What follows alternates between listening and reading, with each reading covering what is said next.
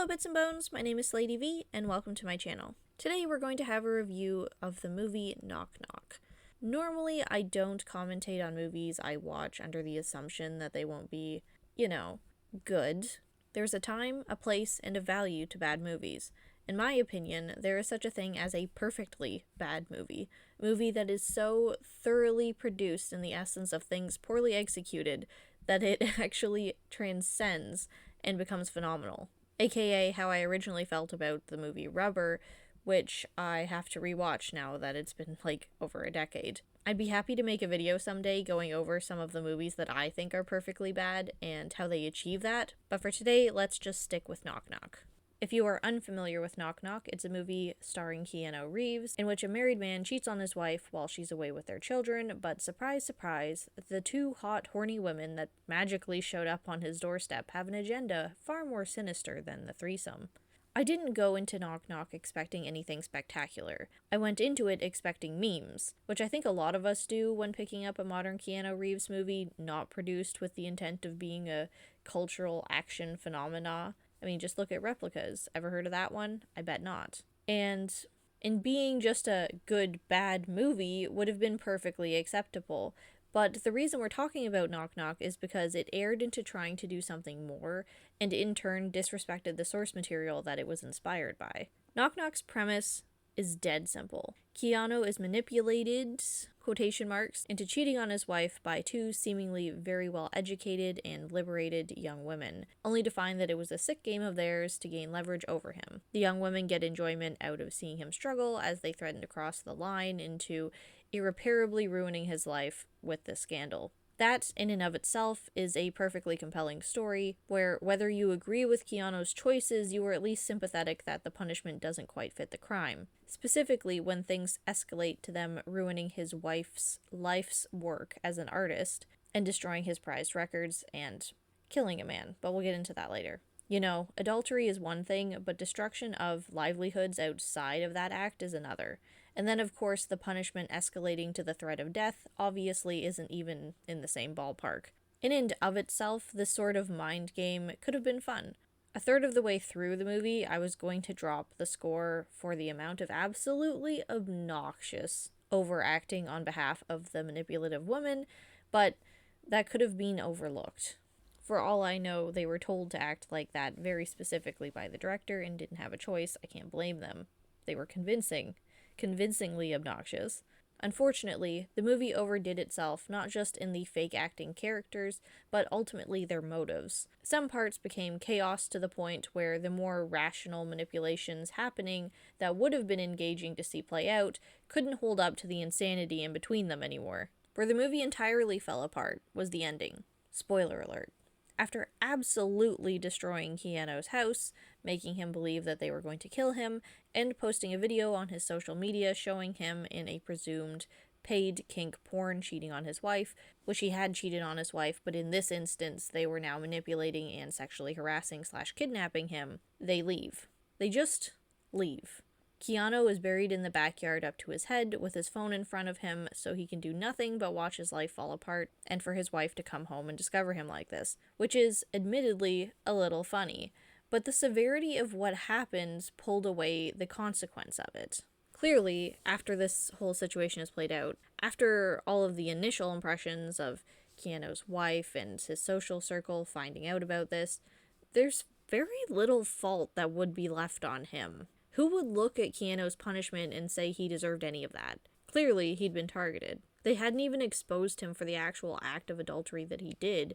They just propped one up and showed that to people. He could claim innocence. Clearly, he didn't destroy his own house, stab himself, post the kink video, or bury himself in the backyard up to his head because it's literally impossible. These villainesses walking out of the scene they made did nothing but exempt Keanu of his crimes because he so clearly became the victim. Manipulated, assaulted, kidnapped, property vandalized, and he's traumatized. Oh, and did I mention that they murdered someone in front of him? We'll get to that, but overall, it might be embarrassing to call and explain to the cops everything that happened, but the entire mantra of punishing Keanu for his act of adultery doesn't hold up in the end. Plus, they left their fingerprints everywhere. There's so much evidence, I don't know how they think they've punished Keanu more than they've put a target on their own backs.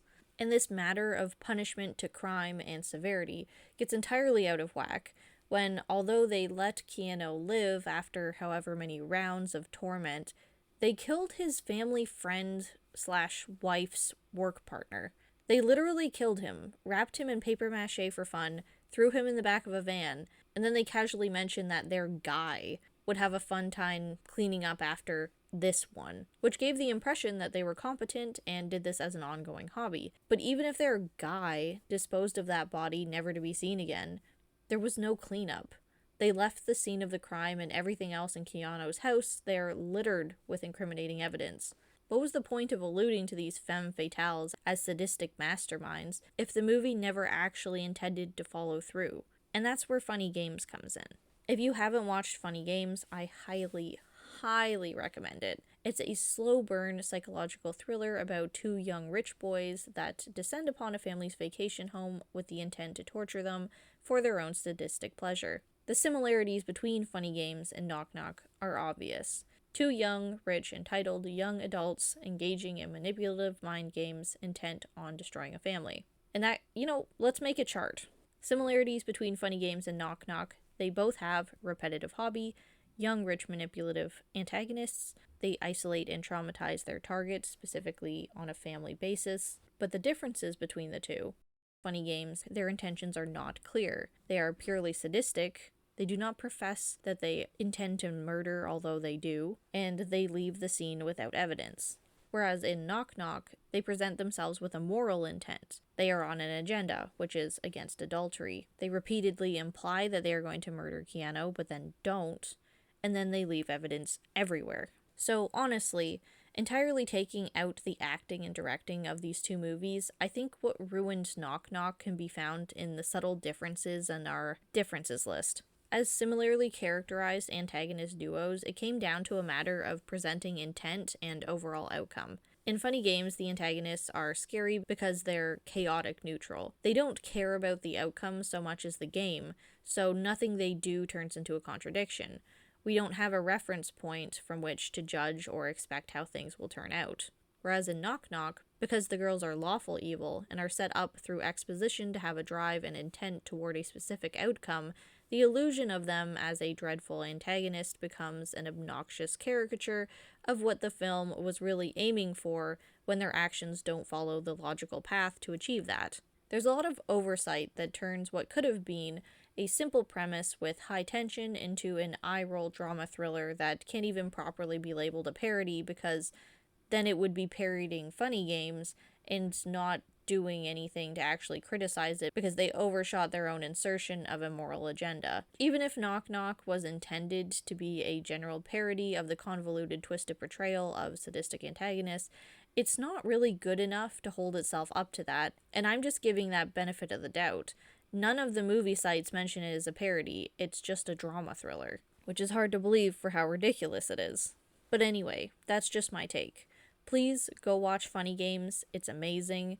And I'd recommend hard skipping Knock Knock, although the scene with Keanu Reeves just yelling at them extremely angry while tied to a chair is pretty funny.